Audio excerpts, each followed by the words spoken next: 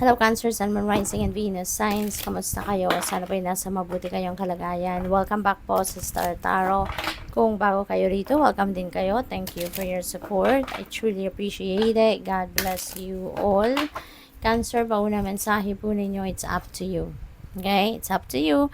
Very optimistic, napakaganda ng vibe no, ng card na to. So, maaaring positibong pangyayari or positibong mga bagay ang mga nag-unfold sa buhay ninyo right at this time. This could be opportunities. Maaaring there are wonderful opportunities na kumakatok sa buhay ninyo sa ngayon at pinapapili kayo ng universe. Bahala kayo. Diba? Maybe you are presented, sorry po, pasensya na may nalaglag. So yun, maybe the divine universe is presenting you or presented you various opportunities. At kung alin man dito yung piliin ninyo, kayo ang bahala. But kung ano man ang piliin ninyo, just the same, no, makukuha mo pa rin yung tagumpay, makukuha mo pa rin yung same siguro na resulta or outcome, no? Iba lang yung path na dadaanan mo. Iba lang yung journey na ang pagdadaanan mo para makarating ka, no? Sa kung anumang outcome dito, no? Na naghihintay or maghihintay sa iyo. We have big happy changes. Napakaganda naman ito, Cancer. Big time, no? Ang mangyayaring pagbabago sa buhay ninyo. But this is very, very happy. Napakaganda. Napakaganda. Very optimistic. Very promising, napaka-positibo siguro ng mga bagay na mangyayari sa buhay ninyo at napakalaking pagbabago ang may dudulot ninyo sa buhay ninyo at hindi lang siguro sa iyo but sa pamilya mo din. Romance, maaring yung happy changes na to could be related also to romance, no? So siguro meron ditong, kung single kayo, baka meron ditong magsisimula ng bagong love connection, baka may magpapasok sa bagong love relationship.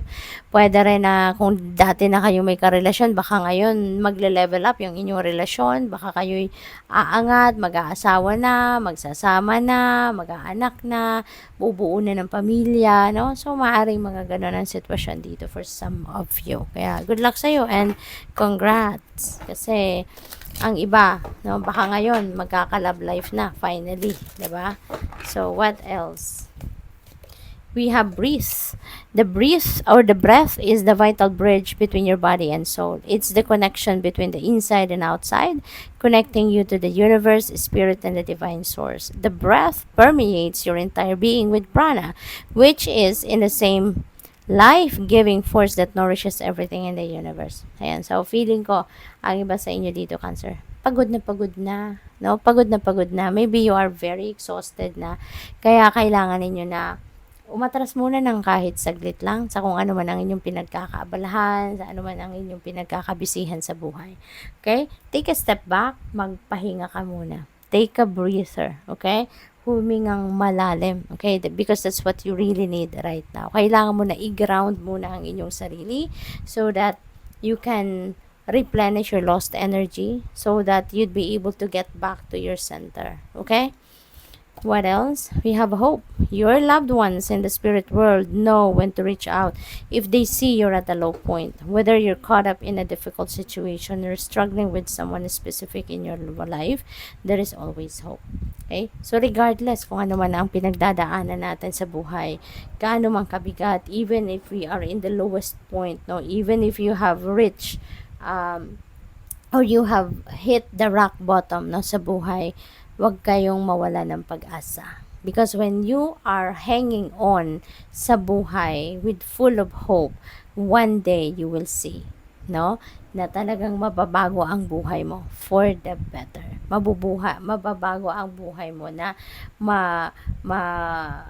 ano mo yun, yung didilat na lang ang mata mo isang umaga na bago na, no? Bago na ang paligid, bago na yung inyong sitwasyon. Okay? Kaya umasa ka lang for the best possible outcome. Kasi God never sleeps. Hindi natutulog ang Panginoon. He knows. No? He knows what's best for you. He knows when you need something. 'Di ba? Kaya umasa ka lang. Okay? Umasa ka lang na mababago din ang buhay mo. Umasa kang magiging maayos din ang buhay mo. But also, no, hindi lang din tayo dapat na umasa lang ng mangyayari na lang kahit wala tayong gagawin. Hindi rin.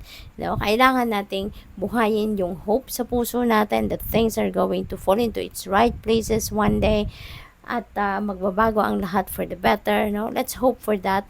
And then, gumawa din tayo ng paraan. We also need to do something, 'di ba, dito sa physical realm. 'Di ba? Kasi tayo yung nag-execute ng gabay ng universe. Tayo yung gumagawa. Tayo yung magte-take action dito sa physical realm. Kaya aside from hoping for the best, kailangan din na dumiskarte din tayo. Kailangan na gumalaw din tayo rito para magkaroon tayo ng pagbabago. We have inspired passion. Yan, life devoid of passion can be boring. Uninspired blank canvas that slowly drains the soul. Now is the time to reignite your passions and rejoin life. This is an opportunity to set new goals, which will in turn reconnect you with all that is sacred. Ayan. So, feeling ko, ang iba sa inyo rito, muling mabubuhay ang inyong passion.